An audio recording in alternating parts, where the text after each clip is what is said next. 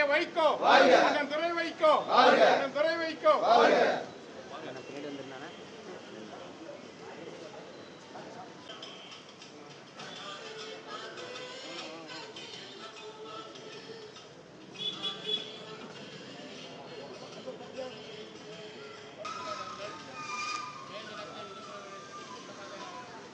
மாறி மாறி மாறி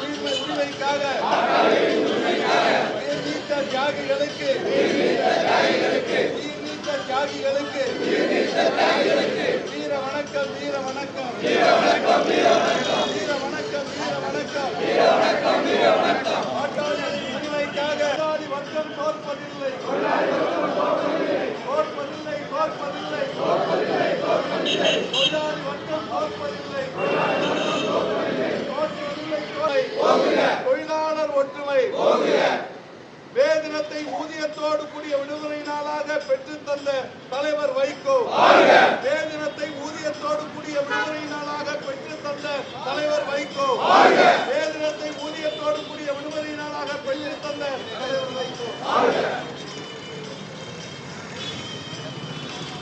தொழிலாளர் உரிமைகள் தொழிலாளர் உரிமைகள் தொழிலாளர் உரிமைகள் தொழிலாளர் உரிமைகள் தொழிலாளர் உரிமைகள் தொழிலாளர் உரிமைகள்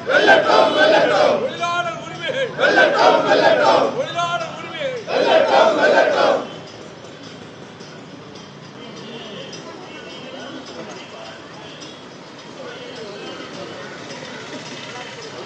கீழே இருக்கிறா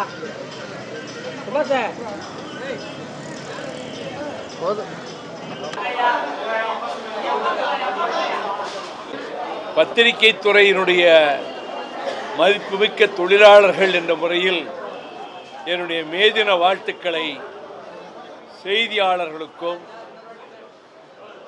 தொழிலாளர் தோழர்களுக்கும் இப்புவியெங்கும் இன்று மேதினத்தை உரட்டு குரலிட்டு கொண்டாடி மகிழ்கிற தொழிலாளர் வர்க்கத்திற்கும் மறுமலர்ச்சி திராவிட முன்னேற்றக் கழகத்தின் சார்பில் என் மேதின வாழ்த்துக்களை தெரிவித்துக் கொள்கிறேன். 19ஆம் நூற்றாண்டினுடைய தொடக்கத்திலேயே தொழிலாளர்களுக்கான உரிமை போர் முதலில் அமெரிக்க நாட்டில் 1806ஆம் ஆண்டில் எழுந்தது. 1866ஆம் ஆண்டில் தொழிலாளர் தேசிய சங்கம் என்ற அமைப்பின் மூலமாக 8 மணி நேர வேலை என்பதை வலியுறுத்தி போராட ஆரம்பித்தார்கள். 1877லும் மிகப்பெரிய போராட்டங்கள் அமெரிக்காவிலும் பல்வேறு நகரங்களிலும் பல நாடுகளிலும் நடைபெற்றது. 1866ஆம் ஆண்டு மே 3-4 நாட்களில் அமெரிக்காவில் சிக்காகோ நகரத்தில் பல்லாயிரக்கணக்கான தொழிலாளர்கள் ஒன்று திரண்டு மேதின முழக்கங்களை எழுப்பி போராடினார்கள். மே 4இல் ஒரு கொடூரமான துப்பாக்கிச் சூடு காவல்துறை நடத்தியதில் மொத்தத்தில் 7 பேர் பாதிக்கப்பட்டனர். 3 உயிர் நீத்தனர், 4 தூக்கிலிடப்பட்டனர்.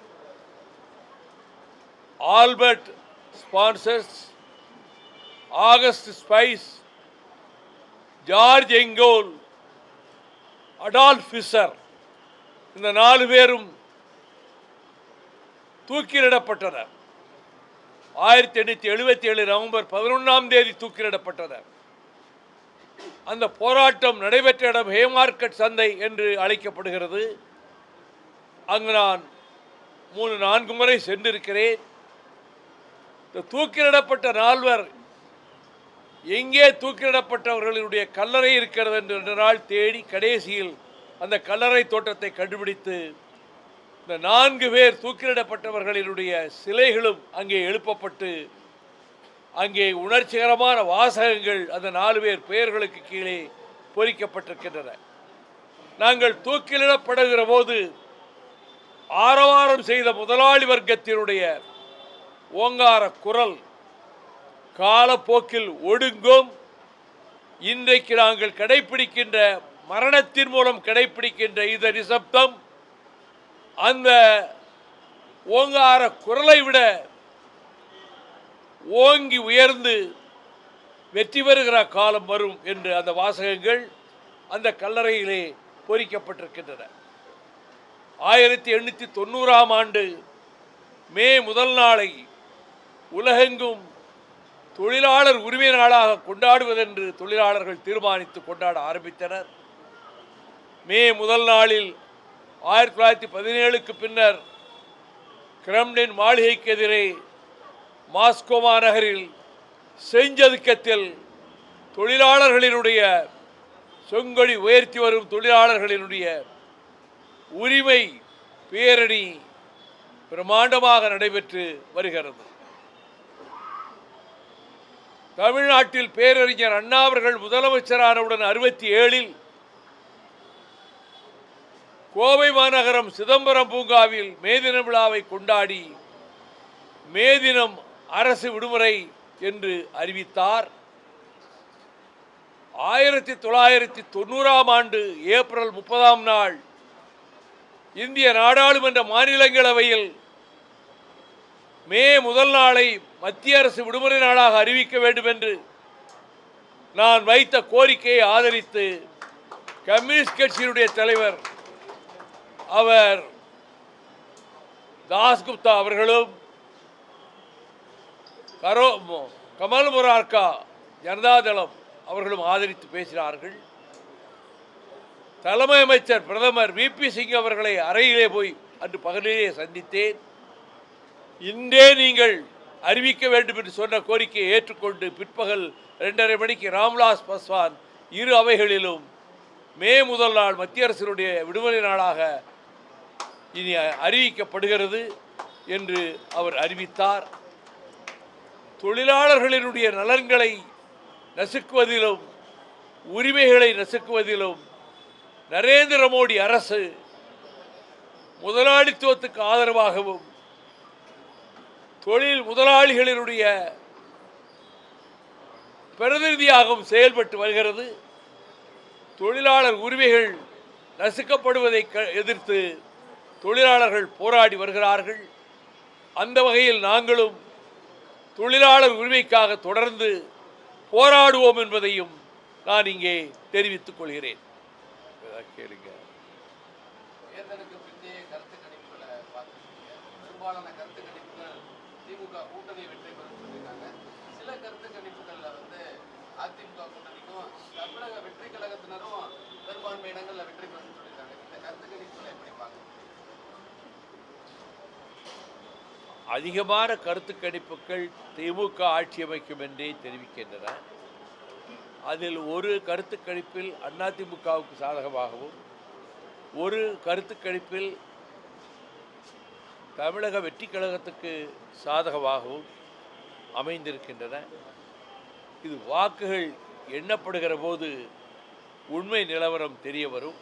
என்னுடைய நம்பிக்கை திராவிட முன்னேற்ற கழக தலைமையிலான கூட்டணி பெரும்பான்மை பெற்று திமுக கழகம் ஆட்சி அமைக்கும் என்று நான் நம்பிக்கையோடு இருக்கிறேன்.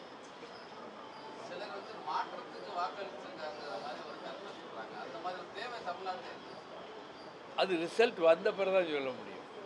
என்னுடைய நம்பிக்கை திமுக ஆட்சி அமைக்கும், திமுக பெரும்பான்மை பெறும், திமுக கூட்டணி பெரும்பான்மை பெறும்போது என்னுடைய நம்பிக்கை. ஓட்டுகள் எண்ணப்பட்டு ஏன்னா 2 நாள் தானே இருக்குது இடையில. இன்று 1ஆம் தேதி, இடையில் 2 நாட்கள். விடிந்தால் தெரிந்துவிடும் நிலைமை என்ன என்று சொல்வதைப் போல 4ஆம் தேதி தெரியத்தான் போகுது.